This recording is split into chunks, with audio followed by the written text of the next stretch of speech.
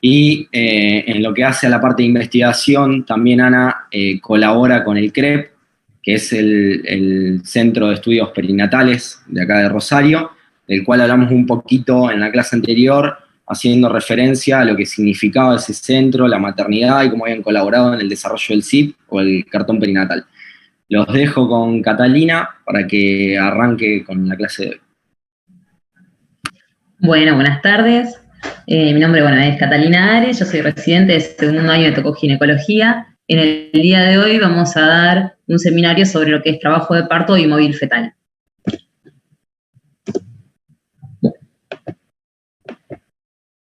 Bueno, para empezar, sabemos que, que no sé por qué me queda esto mal puesto.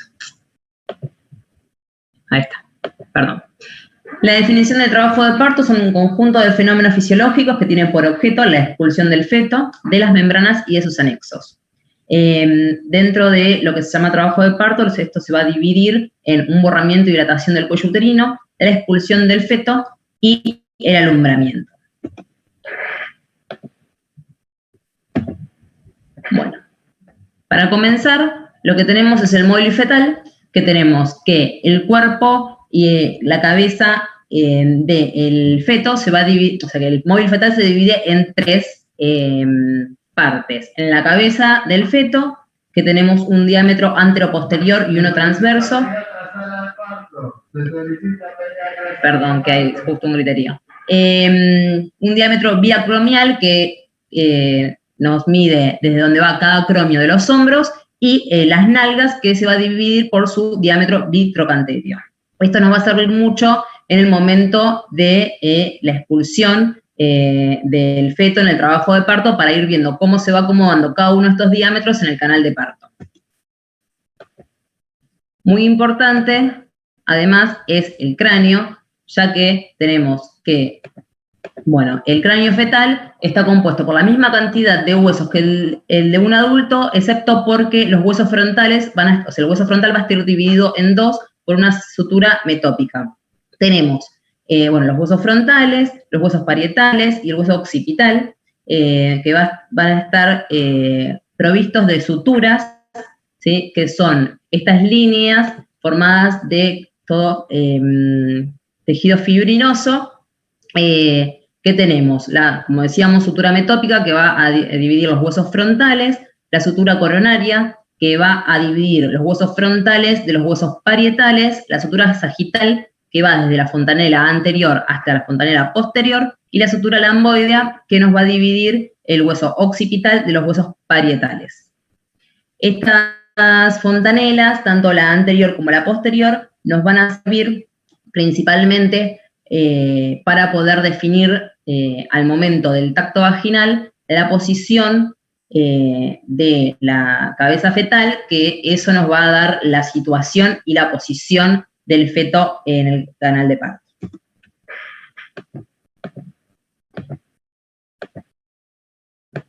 Bueno, para hablar un poco de todo lo que es móvil fetal, tenemos que saber principalmente todo esto de cómo se va poniendo el feto para poder comenzar en su trabajo de parto. Tenemos lo que se llama la actitud, que es la relación que va a guardar el feto entre todas sus partes fetales.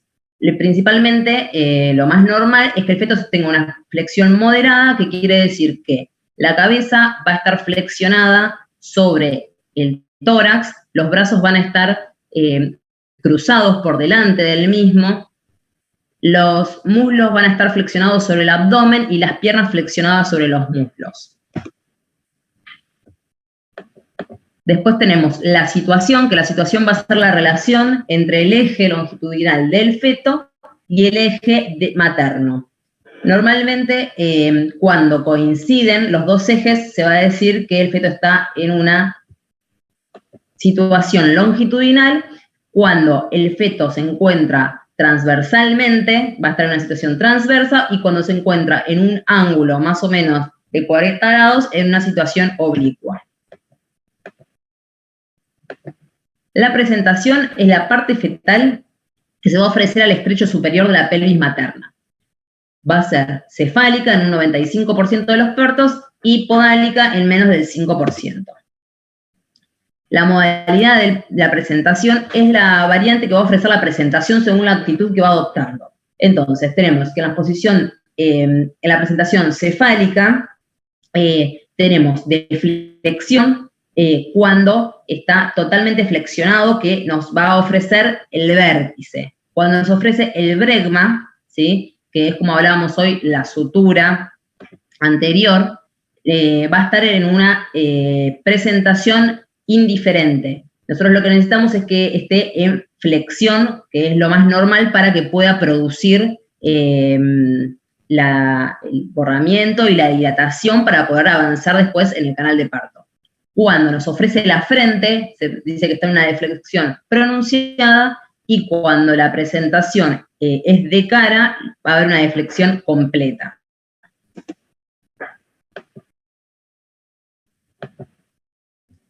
Bueno, en cambio, cuando su presentación es de nalga, pueden ser nalgas completas, cuando tiene sus dos miembros cruzados, y nalgas incompletas cuando tiene una pierna flexionada y la otra extendida. Y bueno, y de nalgas totalmente incompletas, en realidad es cuando tiene las dos piernas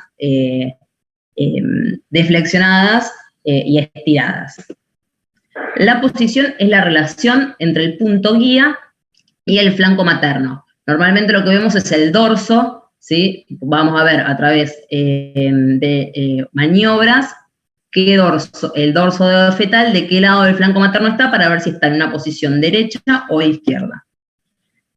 Bueno, el punto guía es un elemento de la presentación que nosotros elegimos, ¿sí?, que nos va a servir para establecer, dada en la ubicación de la pelvis, la posición y la variedad de posición. Y el punto diagnóstico va a ser el elemento fetal que va a formar parte de cada modalidad de presentación y que nos va a permitir el diagnóstico total de la misma.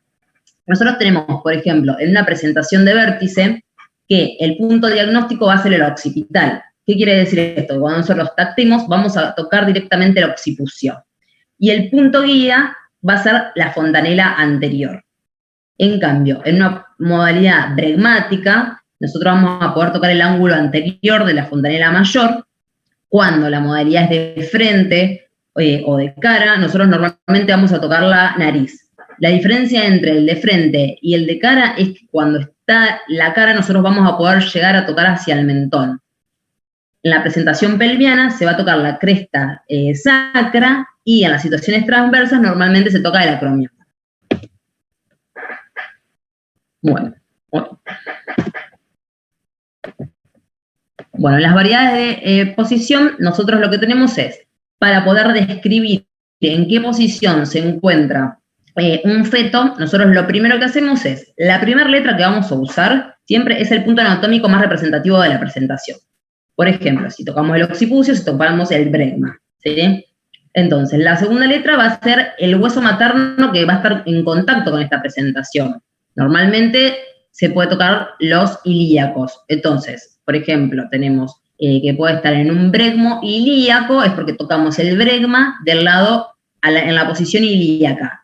Vamos a tener que ver la posición, si es izquierda o si es derecha, ¿sí?, y la variedad de posición en ver si está anterior o posterior.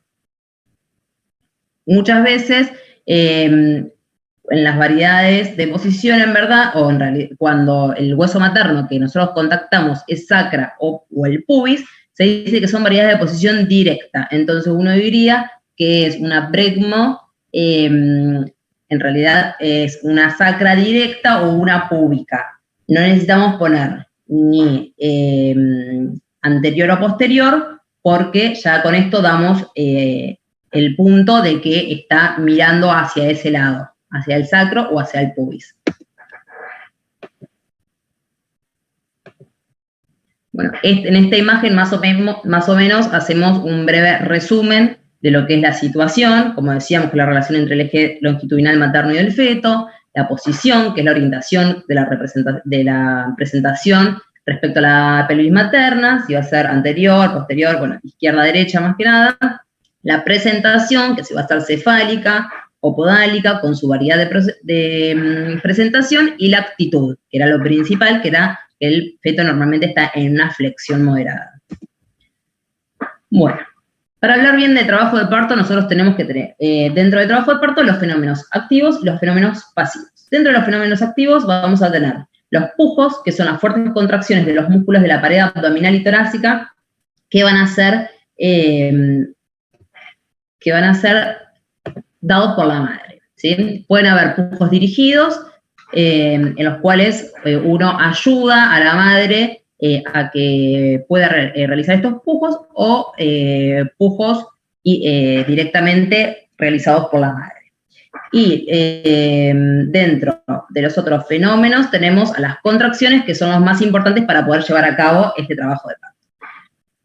Para tener en cuenta en las contracciones tenemos que saber lo que es el tono, que el tono es la presión más baja registrada entre las contracciones. Nosotros, para saber que las contracciones realmente son de trabajos de parto, tenemos que saber que tengan una intensidad adecuada, que es cuando esta intensidad es el aumento de la presión uterina causada por la contracción, es el mayor nivel que se puede llegar con la contracción. La frecuencia, que es la cantidad de números de contracciones en 10 minutos, y el intervalo, que es el tiempo entre los vértices de las dos contracciones. Dentro de las contracciones en el embarazo vamos a tener contracciones de tipo A, que se van a dar principalmente antes de las 30 semanas, son de baja intensidad, más o menos entre 2 y 4 milímetros de mercurio, van a estar confinadas a áreas pequeñas en el útero, una frecuencia muy espaciada, y no van a ser percibidas ni por la madre ni por palpación. Las de tipo B, que son las de Braxton Hicks, van a aumentar, van a ser de una intensidad un poco mayor, de entre 10 y 15 milímetros de mercurio, van a tomar un área mayor del útero, tienen una frecuencia un poco más baja, que van a ir aumentando a medida que el embarazo va progresando. Y estas pueden ser percibidas por la madre y también pueden ser percibidas a la palpación. Después tenemos las contracciones de preparto, que son las que aparecen después de la semana 30, que van aumentando gradualmente de intensidad y de la frecuencia. Van a invadir áreas mayores del útero, van adquiriendo una regularidad, y estas son las que van a causar una maduración progresiva del cuello uterino. Para hablar un poco de la maduración cervical, lo que tenemos es muy importante un cuadro que es el test de Bishop, que nos va a dar a través de una puntuación, ¿sí? A través de diferentes ítems, cómo va avanzando esta maduración cervical, y en realidad Bishop lo que nos sirve mucho es para saber en las inducciones de trabajo de parto si esta inducción va a funcionar o no. Lo que se tiene en cuenta para el score de Bishop es la dilatación, el borramiento, la consistencia del cuello, que puede ser firme, reblandecida o blanda, la posición del cervix, que normalmente comienza bien posterior, y a medida que va avanzando la maduración cervical se va centralizando y haciendo cada vez más anterior, y la altura de la presentación, que después vamos a hablar un poco de la altura de la presentación. Bueno, las contracciones de trabajo de parto es la transición, gradual y progresiva en las características de las contracciones que veníamos hablando anteriormente, de las contracciones de preparto. Van a ser contracciones de mayor intensidad, más o menos se da una frecuencia de 3 contracciones en 10 minutos de aproximadamente 30 segundos. Acá podemos ver en este esquema cómo es que va aumentando tanto la intensidad como la frecuencia de las contracciones desde el comienzo de dilatación hacia el periodo expulsivo. Lo importante que nosotros tenemos que saber de las contracciones es que la onda contráctil normal del parto se va a caracterizar por tener un triple gradiente descendente, que va a constar de 3 componentes. Principalmente que tenga una propagación descendente, que la fase sistólica va a ser mayor en las partes más altas del útero y que la intensidad siempre va a ser mayor en las partes altas del útero.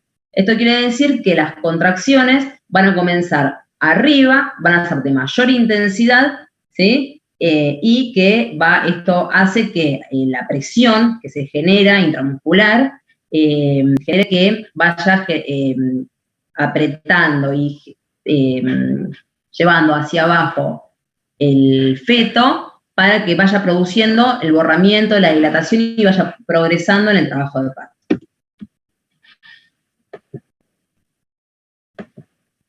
Bueno, a esos, tanto los pujos como las contracciones, hablábamos de los fenómenos activos y los fenómenos pasivos van a ser las modificaciones que consecutivas a esta actividad contráctil del útero. Tenemos el desarrollo del segmento inferior, que nosotros tenemos que el útero va a estar dividido en 3 zonas.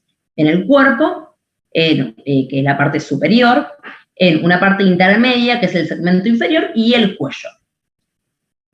El segmento inferior con el cuello van a formar, mientras se va generando la dilatación, el canal de Baum, que cuando la presentación se encaja, el anillo de Baum, que es el límite superior de este canal, va a estar más o menos a la altura del estrecho superior y va a generar que el segmento inferior mida más o menos entre 7 y 10 centímetros.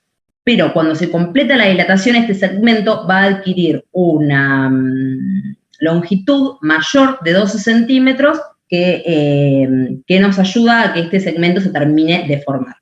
Luego vamos a tener el borramiento y dilatación del cuello, que algo importante para saber de esto es que en las primigestas, primero se va a producir el borramiento del cuello para luego poder producirse la dilatación.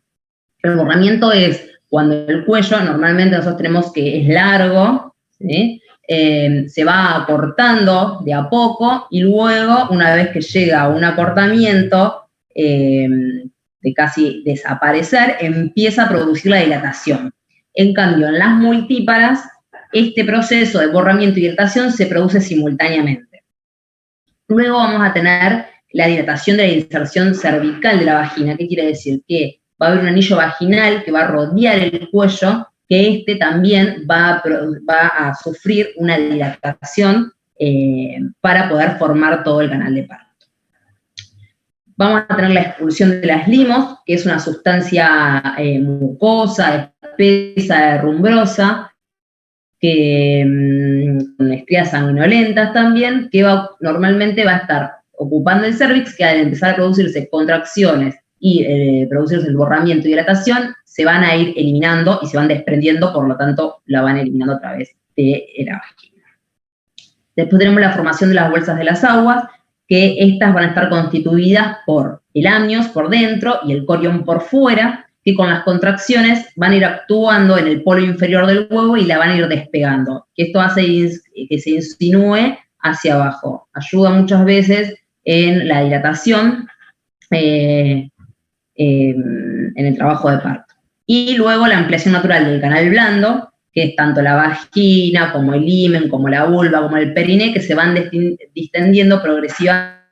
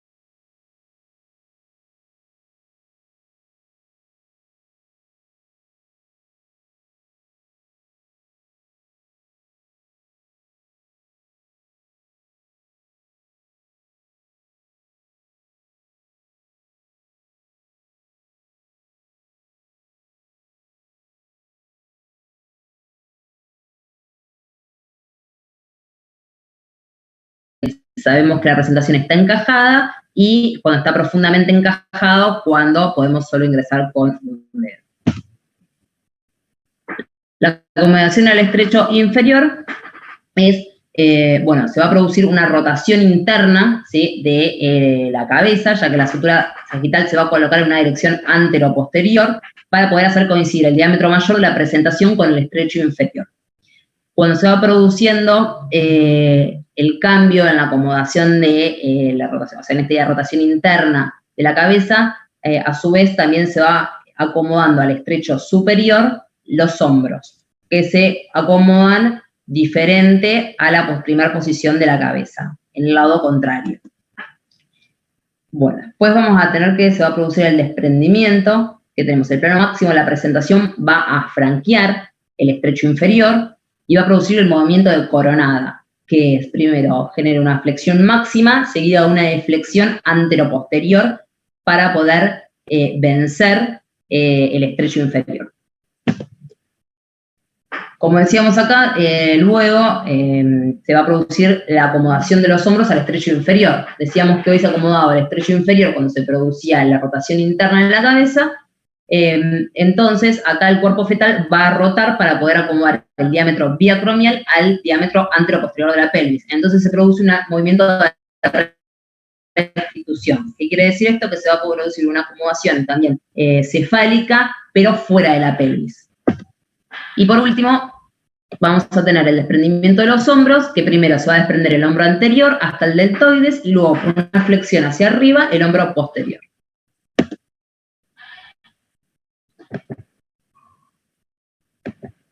Bueno, acá hay un pequeño video como para que vean cómo es que se va produciendo todo el movimiento.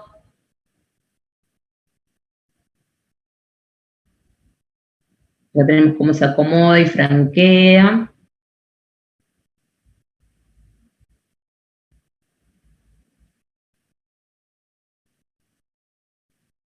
Se produce el forramiento y la dilatación del cuello del útero. Va descendiendo.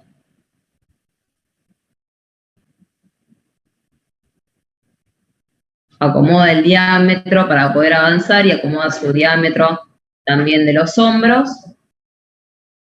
Ahí hace la coronada y la restitución para acomodar los hombros y poder hacer el desprendimiento de los hombros.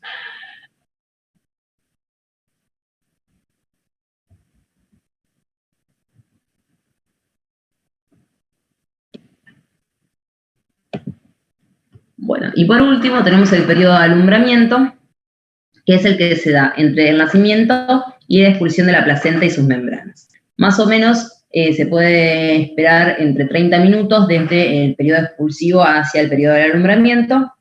Lo que vamos a tener es, para darnos cuenta de que se está produciendo el desprendimiento de la placenta, va a haber una repetición de los dolores.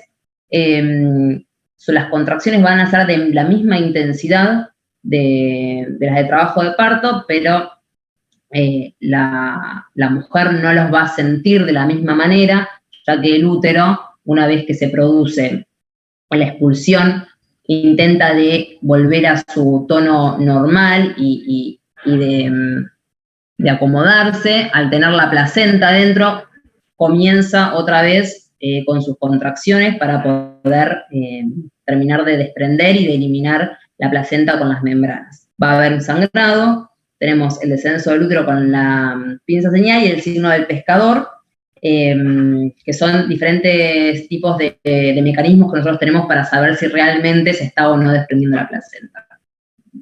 Bueno, el desprendimiento de la placenta, como decíamos, se va a dar instantáneamente después de que se produce la expulsión del feto.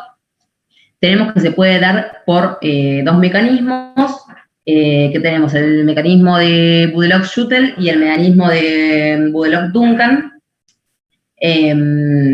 tanto por las contracciones del útero como por el sangradito que se va produciendo por la contracción del útero que quiere cerrar todas las arterias que estaban ahí prendidas a la placenta, se va a producir un hematoma.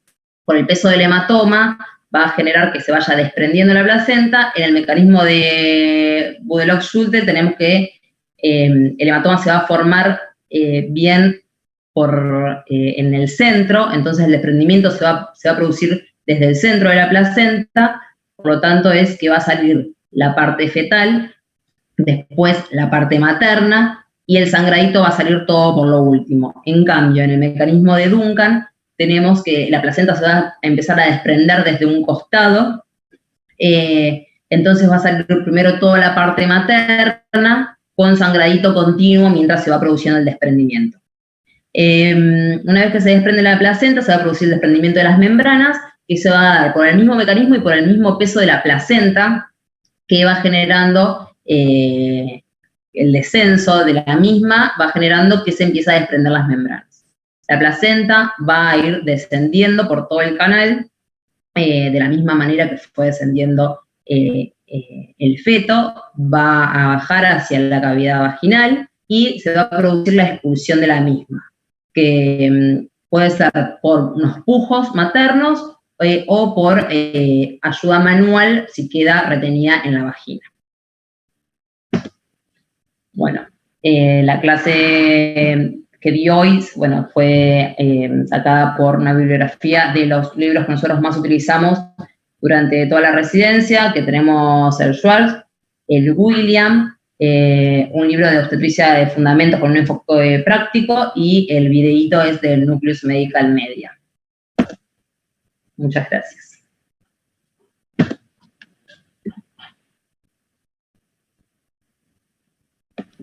Bien, perfecto, Cata. Muy bueno. Creo que estuvo muy claro. No sé si, Ana, querés agregar algo o querés que empecemos con el tema de las preguntas.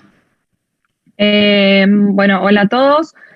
Sí, voy a agregar algo. En realidad, bueno, excelente, Catalina, tu presentación. Me parece que estuvo muy claro todo. Se pudo apreciar cada una de las fases del trabajo de parto y se pudo apreciar también bien cómo funciona el móvil fetal, cómo esa cabeza del bebé va moldando. El complemento del video me parece que sumó un montón. Y yo me voy a quedar con la definición de trabajo de parto, definición, como dijo Catalina, que es un proceso fisiológico que cada mujer debe atravesar para lograr la expulsión del feto hacia la vida extrauterina. Es un proceso, como dijimos recién, fisiológico, y nosotros debemos ser respetuosos de ese tiempo y tratar de intervenir cuando sea necesario intervenir. El trabajo de parto, yo me quedo con el inicio y el final. El inicio del trabajo de parto, como dijo Cata, tiene una fase, un periodo de latencia y una fase propiamente activa del trabajo de parto. Esa fase de latencia es muy importante que nosotros en el control prenatal, como hablábamos el otro día en la charla de Francis, le podamos dar herramientas a la mujer para que pueda determinar ese momento y empezar a percibir esas contracciones, ese periodo que la va a preparar ese cuello del útero, lo va a madurar y lo va a ir amoldando para que aparezcan las verdaderas contracciones de parto y la fase activa.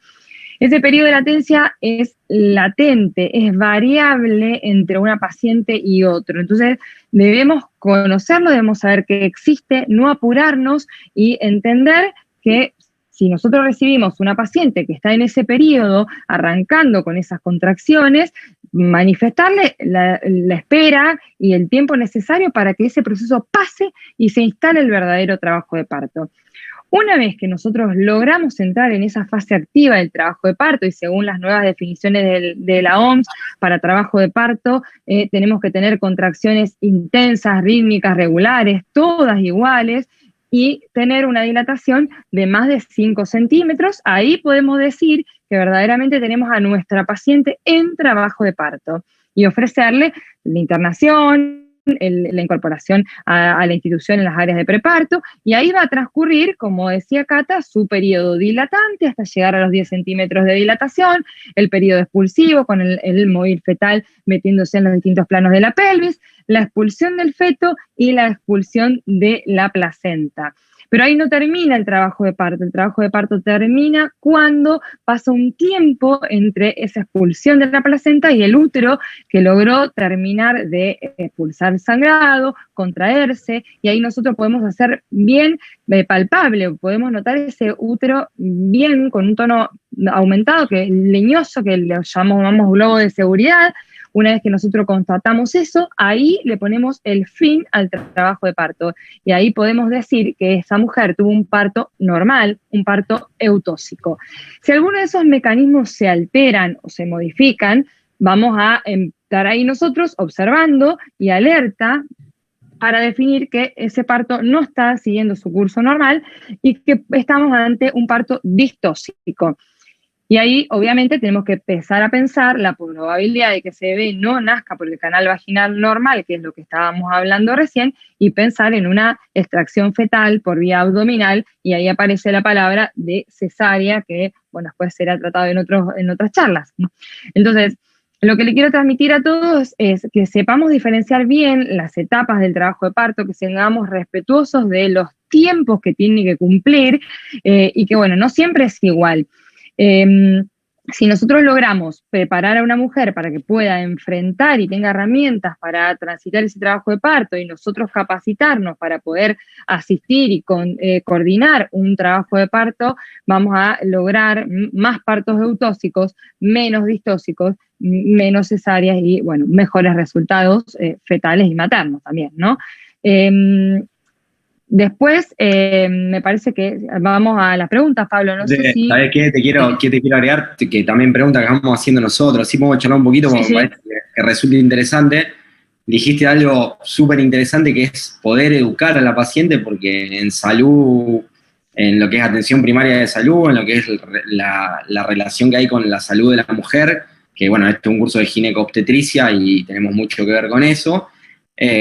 ¿Cuáles son los consejos que le das cuando se vaya acercando el trabajo de la fecha de término, digamos, a la paciente? ¿Cuáles son las cosas que le marcás por las que debe consultar? Que muchas veces no todos los médicos lo saben y uno se puede cruzar con una embarazada de término y saber que hay cuestiones que son normales y cuestiones que representan una urgencia. Bueno, tanto que lo sepa el paciente como los médicos poder comunicar eso a las pacientes de término. Sí, por supuesto. Eso, como te decía recién, nosotros necesitamos esos 9 meses de control prenatal para que vayan conociendo su cuerpo, para que vayan conociendo los cambios fisiológicos que van a ir apareciendo. Y esto de las contracciones siempre les llama la atención porque... Los pediatras a quirófano. Perdón. La realidad. Las pacientes siempre consultan por contracciones quizás antes de lo que es la fecha determinada y, como decía Catalina, van apareciendo las contracciones de Braxton Hill, que van siendo notorias para la paciente, a veces no tanto, las preocupa. Bueno, entonces saber que si aparecen contracciones intensas, rítmicas, regulares, de intensidad dolorosa antes de la semana 37, que es considerado el término del embarazo, consultar a la guardia o su médico de cabecera enseguida para que podamos determinar si requieren un frenado porque está arrancando un trabajo de parto antes de tiempo o son las contracciones normales que van a empezar a percibir.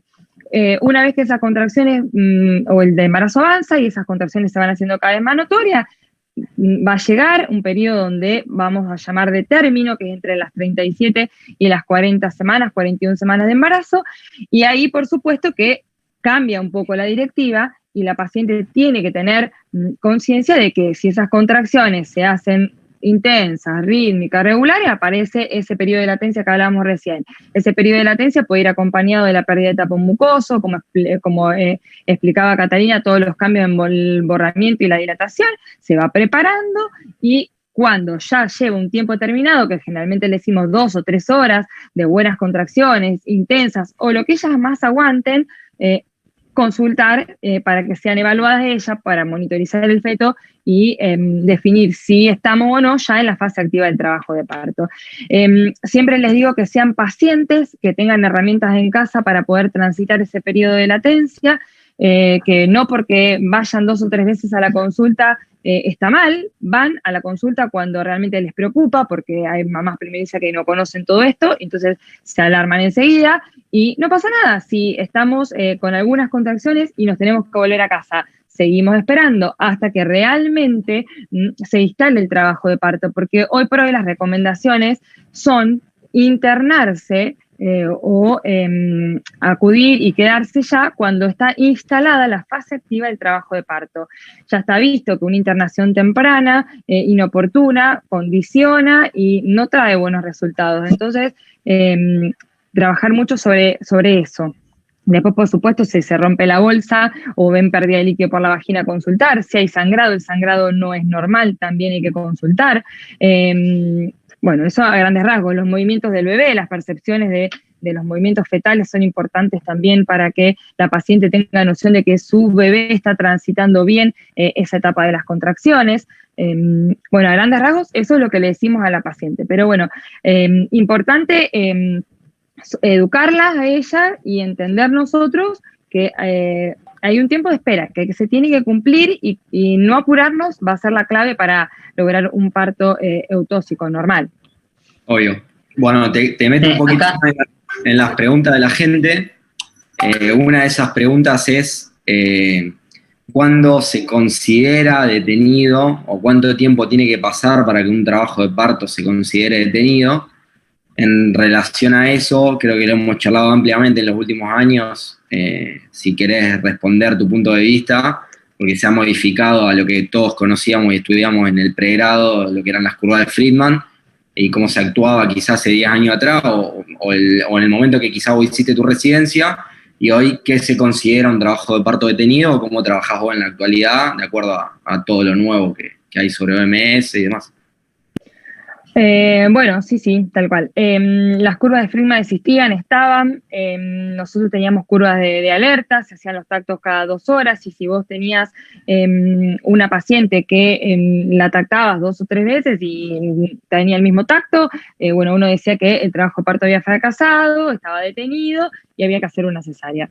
Hoy por hoy el mismo Friedman explicó que esas curvas estaban hechas en otra población, que eran poblaciones que estaban más alejadas de los centros asistenciales de las ciudades, y entonces estaban hechas con otra alerta. Hoy por hoy se trata de esperar un poco más, de hacer los tactos quizás un poco más espaciados, quizás cada 4 horas. Si bien nosotros tenemos un registro de curvas, un partograma donde vamos anotando los tactos y vamos viendo la curva de evolución, somos un poco más flexibles en cuanto al tiempo para definir un trabajo de parto detenido. Bueno, hay presente justo alguien, no sé si puede hablar, capaz lo comprometo y justo está ocupado o algo, pero creo que está Edgardo Ábalos. No sé si querés hacer, Edgardo, algún comentario de eso, que, bueno, participás en investigación activamente y quizá tenés... Vamos a sacarle el mudo. A ver, pará, ahí está. Gracias. No podía hablar porque no me dejaban... Me habían bloqueado. Hola, sí, Edgardo. Hola, Ana Laura. Hola, Cata. Felicitaciones. Sí, en realidad nosotros los obstetras vinimos haciendo lo que siempre nos enseñaron que había que hacer y siempre nos hemos ido actualizando y hemos intentado usar lo que tanto los expertos como la bibliografía nos decían que era lo mejor para el control y el monitoreo de un trabajo de parto. Y muchas veces esas investigaciones o esos estudios nunca se cuestionaron, ¿no? Entonces, hay una pregunta que dice cuánto tiene que durar un trabajo de parto, y desde hace más o menos unos 80 años nos decían que desde los 3 centímetros de dilatación hasta la dilatación completa, el trabajo de parto se comportaba de forma, digamos, de una forma regular. Iba dilatando la mujer a una velocidad de 1 centímetro por hora. Entonces vos decías, bueno, desde los 3 centímetros hasta los 10 centímetros de la dilatación completa, esa velocidad de dilatación de 1 centímetro por hora, como si fuera una línea recta, el trabajo de parto dura más o menos unas 7 horas. Entonces nosotros decíamos, íbamos controlando a la mujer, y cuando veíamos que esa dilatación era un poco más lento que 1 centímetro por hora, nos empezamos a preocupar. Decíamos, bueno, estas mujeres están progresando un poco más lento. ¿Qué es lo que le pasa? Tienen pocas contracciones, bueno, pongámosle oxitocina, a lo mejor rompiéndole la bolsa podemos hacer que el trabajo de parto camine un poco más rápido para acercarnos a esa velocidad de dilatación de 1 centímetro por hora. Y después, eso nunca se cuestionó, era la verdad absoluta, estaba en todos los libros, inclusive muchos libros todavía no cambiaron sus ediciones, porque después muchos investigadores empezaron a cuestionar eso, viendo las evoluciones de trabajo de parto, veían que en muchas mujeres los trabajos de parto duraban más tiempo y tenían partos normales, con bebés normales.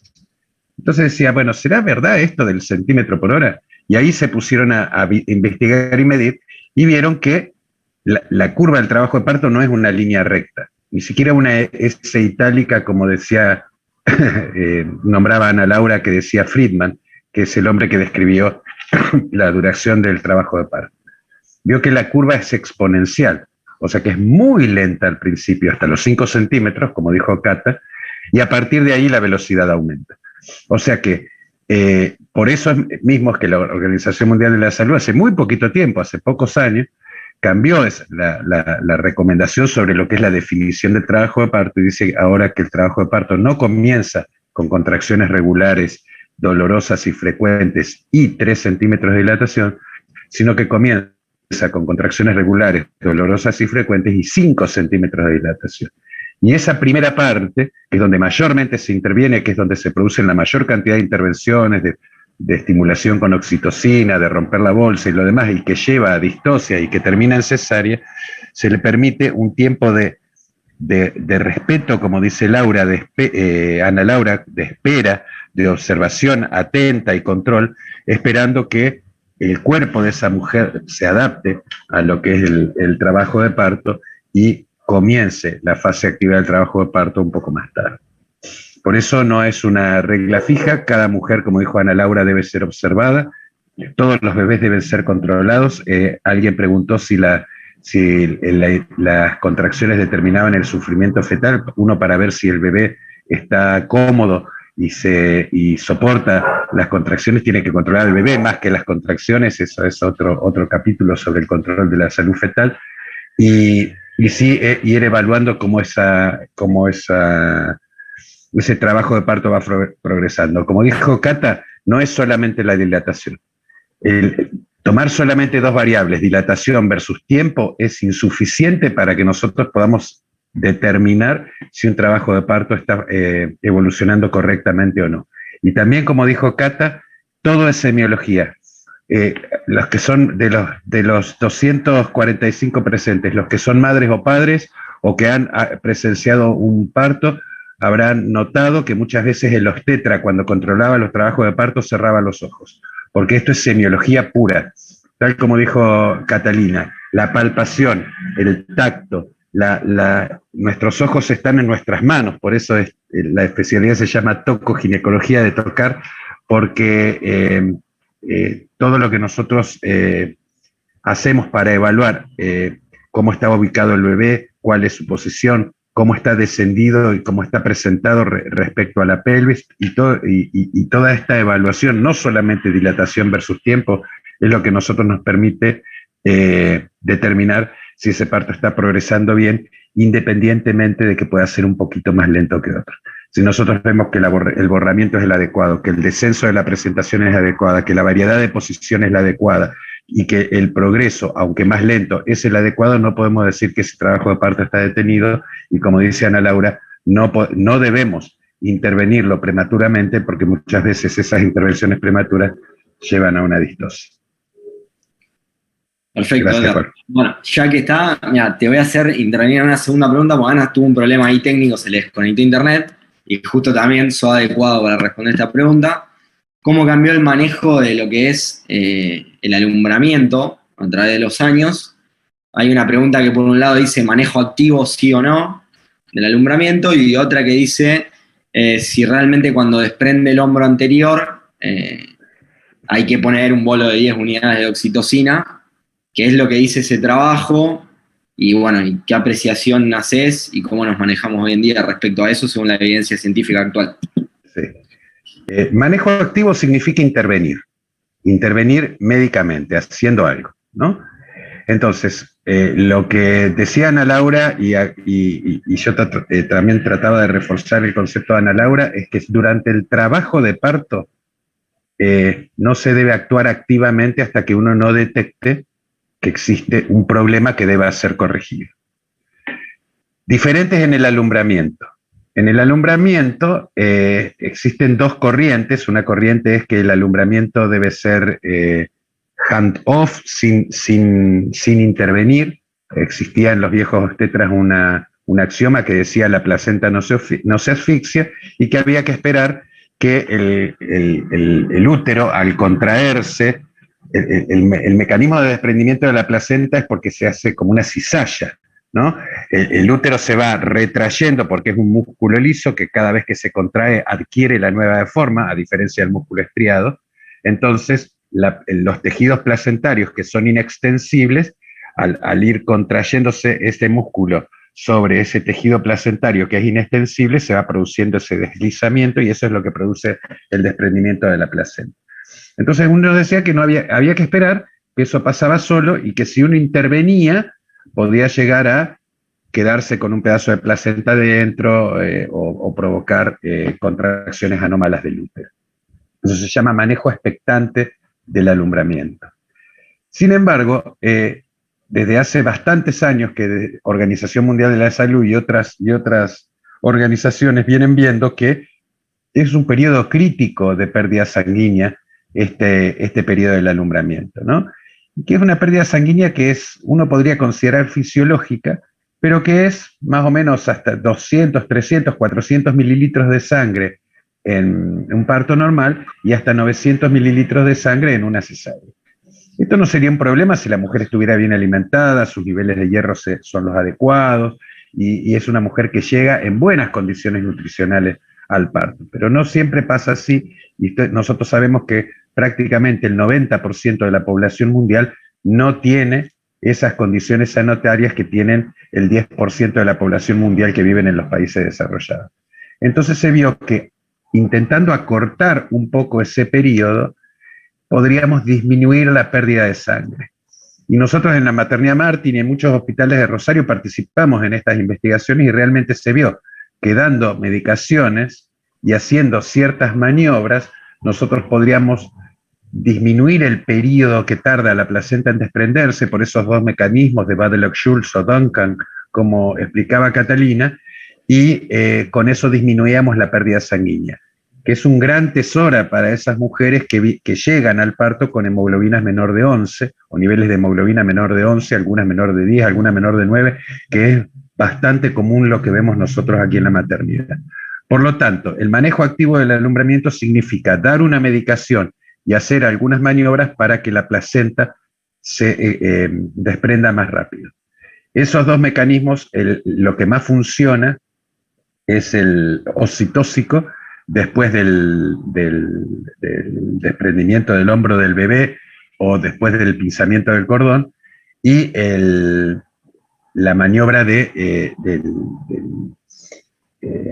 la tracción controlada del cordón para permitir que la placenta se desprenda más rápidamente. Eso sí ha tenido impacto en los niveles de hemoglobina de las mujeres inmediatamente posparto, a los 3 y a los 6 meses posparto, y es lo que actualmente se recomienda sobre todo en aquellas poblaciones con desventajas. No sé si contesté, Pablo, lo que vos preguntaste. Perfecto. Bueno, ahí ya está Ana. Bueno, Cata, no sé si hay una pregunta que es, creo, una de las primeras cosas que aprendemos en semiología, porque una de las primeras cosas en la residencia que nos toca hacer, que es alumbrar. Si querés explicar lo que es el signo del pescador, que es un signo muy distribuido en lo que hace el alumbramiento, si bien hay otros, si querés explicarlo. Bien, sí, porque lo nombré y la verdad que no lo expliqué. Nosotros con el signo del pescador lo que vemos es, hacemos una tracción, ¿sí?, del cordón mientras palpamos por encima del útero, ponemos una mano sobre el fondo uterino. Cuando hacemos una tracción del útero, nosotros al soltar, si la placenta no está del todo desprendida, vamos a ver dos cosas. Una, que cuando soltamos, el cordón va a subir en vez de quedar en su lugar de donde nosotros hicimos la tracción, y a su vez vamos a sentir como el peloteo de que la placenta vuelve, ¿sí? Porque el fondo del útero no la desprendió. Entonces vamos a sentir esas dos cosas, tanto el peloteo como que el cordón del útero, en vez de quedar en el lugar hacia donde nosotros fraccionamos y fue bajando, vuelve por no estar desprendida la placenta. Bárbaro. Bueno, creo que la pregunta ¿cuánto tiempo tiene que durar de forma formal la fase activa del trabajo de parto? Fue respondida por Edgardo con respecto a las nuevas curvas de trabajo de parto. Cada mujer, se demostró más de 99.000 pacientes en esa publicación, que tiene tiempos distintos y que poder identificar eso correctamente es muy variable. No sé si Edgar, querés hacer alguna salvedad más con respecto a alguna pregunta que hayas visto o algo que quieras considerar. Yo creo que hay una de las preguntas que creo que dice con cuánto tiempo de anticipación es normal la expulsión del tapón mucoso. Esto es importante con lo que contaba hoy Ana Laura, de que es importante poder durante todo el embarazo explicarles a las mujeres estas cosas, porque no es que hay un tiempo prudencial de que uno cree que se expulsó el tapón mucoso y que va a arrancar en trabajo de parto, sino que el tapón mucoso se desprende porque rodea todo el cuello uterino. Entonces, cuando empezamos a tener algunas contracciones que generan que el cuello empiece a ablandarse, ese tapón mucoso se va a empezar a desprender y después se vuelve a formar y se sigue desprendiendo, no es que se va a desprender solo una vez. Entonces, hay mujeres que lo pueden desprender muchísimo tiempo antes, hasta un mes antes de entrar en trabajo de parto, y otras que no. Otra de las preguntas que había era cómo podemos darnos cuenta de que una pelvis es estrecha. Y nuevamente primero tenemos que ver, como explicaba Catalina, en el proceso del parto juegan dos actores muy importantes. Primero es el continente y los diámetros del continente, que sería la pelvis materna, y el contenido, los diámetros del contenido, que es el móvil fetal. Esa correcta adaptación de uno y otro, ustedes vean cómo es milimétrico, cómo el feto va adquiriendo y va adquiriendo diferentes posiciones y va flexionando o va entrando en forma sinclítica, mete primero un parietal para después meter el otro parietal, porque esa adaptación es menos que milimétrica para que ese contenido pueda ir sorteando a ese continente que es la pelvis materna.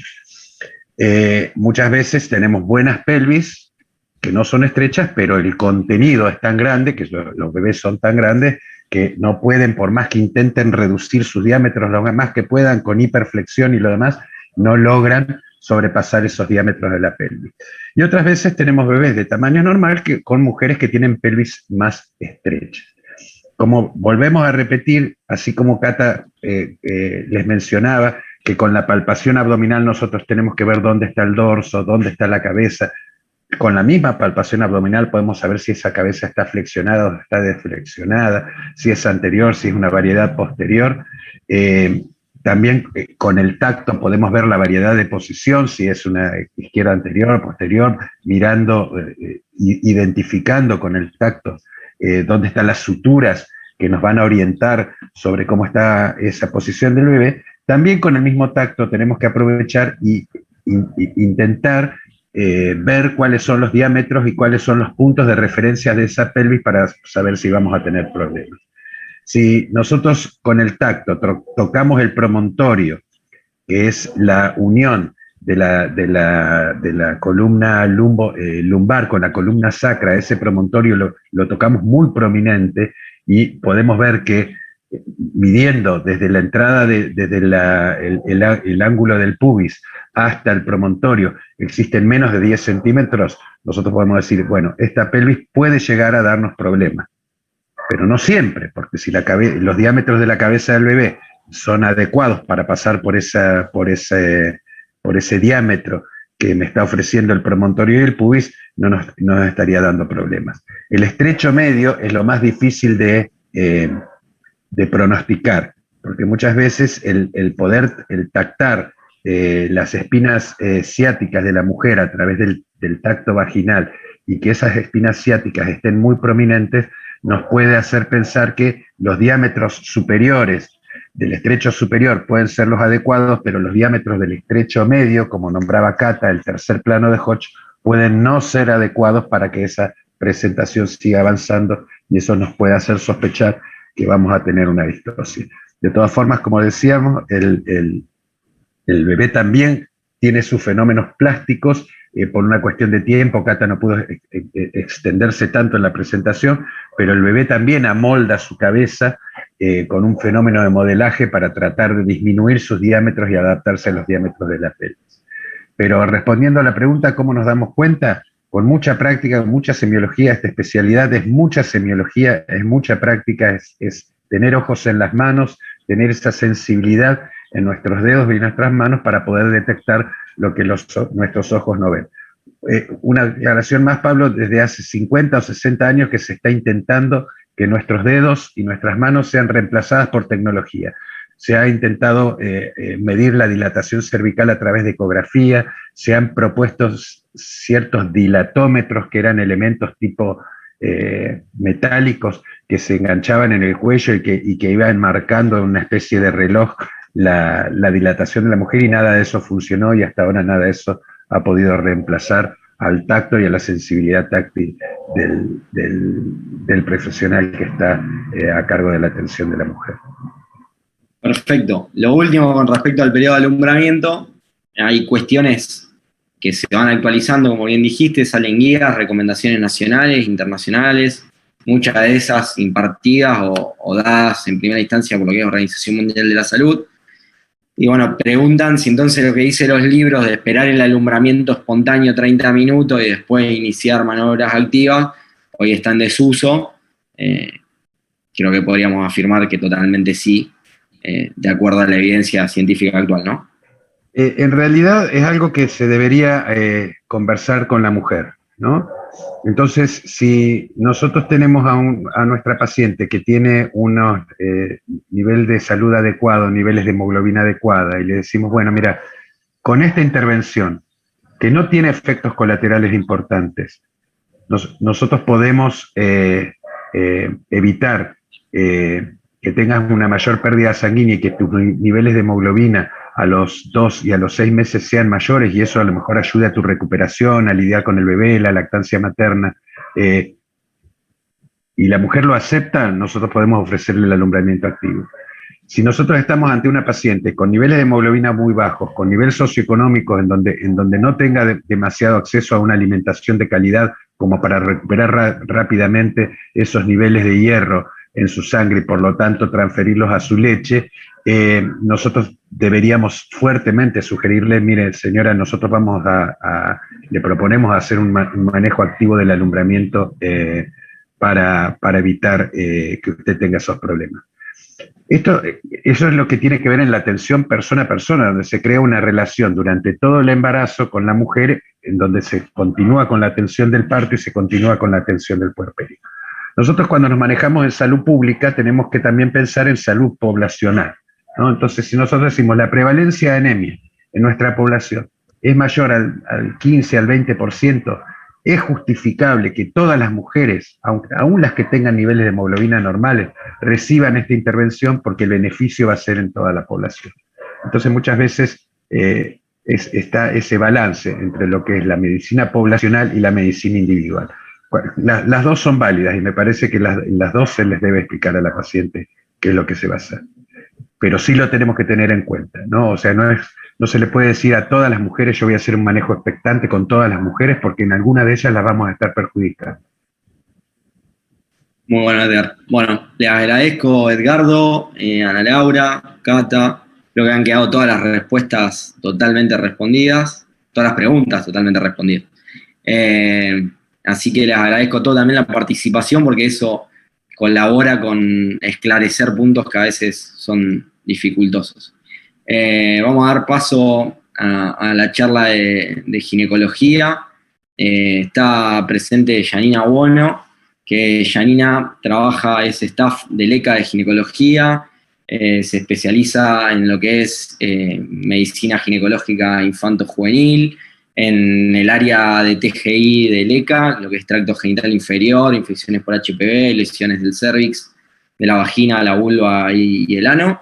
Está con nosotros para charlar en esta ocasión, acompañada de Encarnación Alonso, que es residente de tercer año, de lo que son trastornos del ciclo. Hoy cambiamos la charla, invertimos por la de la semana que viene por una cuestión de organización de nosotros. Así que, bueno, damos paso a Encarnación, que comparte pantalla, y los dejo con ellos.